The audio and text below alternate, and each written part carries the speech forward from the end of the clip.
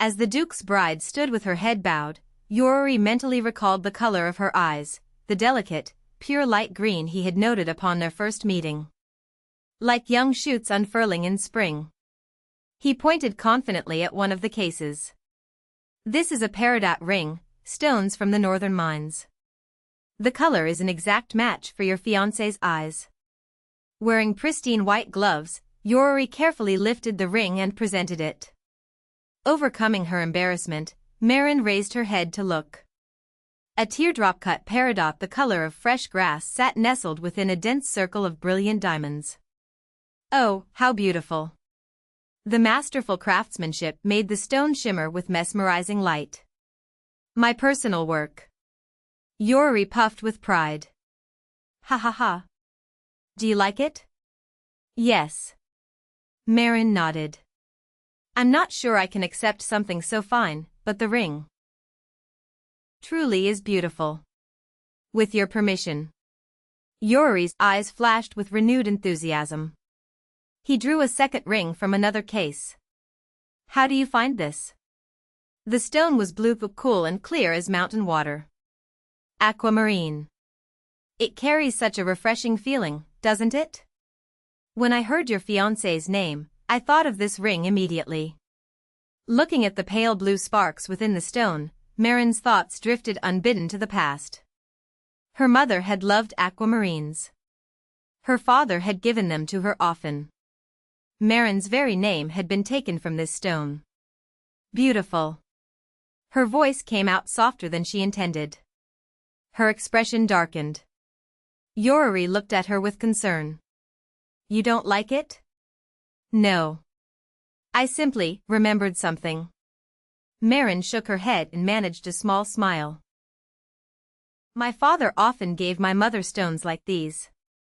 It brought back memories. Both rings are truly lovely. We'll take both.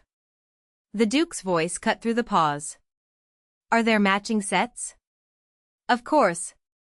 Yoreri beamed. Necklace, earrings, bracelet, the complete collection. Marin's gaze darted toward the Duke. She leaned closer and whispered, I'll only wear them once anyway. Consider them a bonus. Thank you. I'll be happy to accept. She changed her tone immediately, agreeing without further protest. Yoreri, leave all the stones you brought. What? Yoreri's jaw dropped. Then his eyes welled with grateful tears. Thank you, Your Grace.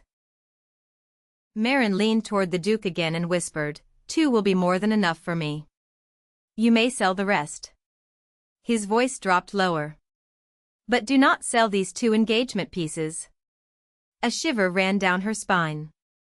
Feeling caught, Marin answered cautiously, I won't. So you were planning to sell them? A crooked smile tugged at his lips. You misunderstand. Marin drew herself up with exaggerated dignity. I was merely thinking of passing them down through generations. At times like these, the key was to insist. Of course. Of course. Meanwhile, Yoreri returned with both rings displayed in a dark red velvet box. Shall we proceed with the engagement presentation? Only the aquamarine. Yes, Your Grace. Yoreri carefully placed the box containing the aquamarine ring onto the Duke's outstretched palm. Why that one? Marin looked at him questioningly. Wear this one at the reception. His voice was quiet. It makes sense to choose a stone your parents loved. Marin didn't know what expression to wear. The bridge of her nose burned. She quickly looked away. A heavy pause settled over the room. The Duke turned his body toward her, as though he could see her, even with his eyes closed. He lifted the ring from its velvet bed and ran his finger lightly over its shape, feeling its form. Finally, he extended his large palm toward her. Marin. Yes. Tension climbed up her throat. Marin placed her hand awkwardly on his. He slid the ring slowly onto her finger. Even though it was all pretend, her heart pounded without stopping. Ahem. Seabass and Yoreri both covered their mouths. The two of them looked genuinely moved. The ring fit perfectly, as though it had been made for her. Marin ran her finger over the stone, just as the Duke had done moments before. The ring she had received for this sham engagement was dazzlingly beautiful. And heavy. The fictitious nature of the arrangement made its weight heavier still. On his way to the Duke's office, Zeromian stopped abruptly. The blacksmith Surin and butler Seabass were walking toward him. "Hey, handsome alchemist. Looking good today, as always." Surin's voice was hoarse from years of shouting over forge fires. She waved cheerfully. Dark purple eyes. A light purple bob cut. At 185 centimeters, she was tall for a woman. Her sharp features might have made her pass for a handsome man at first glance, but on closer inspection she was quite beautiful. Surin wore a sleeveless shirt that displayed her powerful biceps, paired with practical trousers. "Blacksmith, isn't it cold?" Zeromian adjusted his glasses, glancing pointedly at her exposed arms. "It's hot enough in the forge." "Did you give the cane you made to the Duke?" "Thanks to you, I finished in time." "Thank you." Without Surin, he couldn't have completed it so quickly. The cane had been designed with a hidden blade mechanism. He'd spent countless nights sketching diagrams and explaining its engineering to her. "Surin, I've asked you, it's His Grace," Seabass interjected, unable to help himself. "A muscular butler, too long." Surin shrugged. "And the Duke himself doesn't mind. Besides, I'm not even from the Empire." "Why do you only mispronounce that word? Your other speech is flawless." Seabass massaged the bridge of his nose as though nursing a headache. "It's fun." Surin winked and giggled.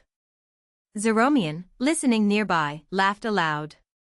"By the way, the handsome alchemist and I are rarely summoned together. Any idea why, handsome?" "We'll find out when we get there." As the three approached the office, the Duke's voice sounded through the door, "Come in." Zeromian entered and clicked his bracelet. The room flooded with soft light. "Handsome alchemist, make me one of those too." Surin eyed the bracelet with open envy. "Duke, why did you summon us?" Zeromian ignored her request and turned to Gerald. Gerald, rather than answering, addressed Surin directly. "Surin." "Yes, Duke." "How've you been?" Surin offered a brief nod, the maximum extent of her politeness. Gerald had first encountered her in Voesis, a trading city built around a great lake in the middle of the Sanders Empire's desert. Back then, disguised as a man, she had sold swords she forged herself. She'd looked more like a rough-and-tumble mercenary than a blacksmith. "Can you build a carriage?" The question, long contemplated, finally emerged. Marin could not tolerate carriage rides. They might have traveled together on horseback instead, but Gerald could not see. Of course, even blind, he rode without difficulty. But from the outside, that would raise too many questions. For Daya's debut, the journey to the capital, a carriage was a necessity. A carriage? Zeromian looked at Gerald as though he'd lost his mind. "Yes. It can be done." Surin shrugged. "But something like that is better left to specialists. There are craftsmen who've spent their whole lives building carriages. I want a carriage that doesn't feel like a carriage." "What do you mean?" "It shouldn't shake inside. And when you're inside, you shouldn't feel closed in on all sides." Gerald paused. "Something like a glass carriage." Surin propped her chin on her fist and considered the problem seriously. A glass carriage.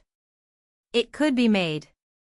But no matter how you reinforce it, glass will shatter against branches and stones. What if it's not glass? The room went still. What if it's diamond? All three of them stared at Gerald in shock.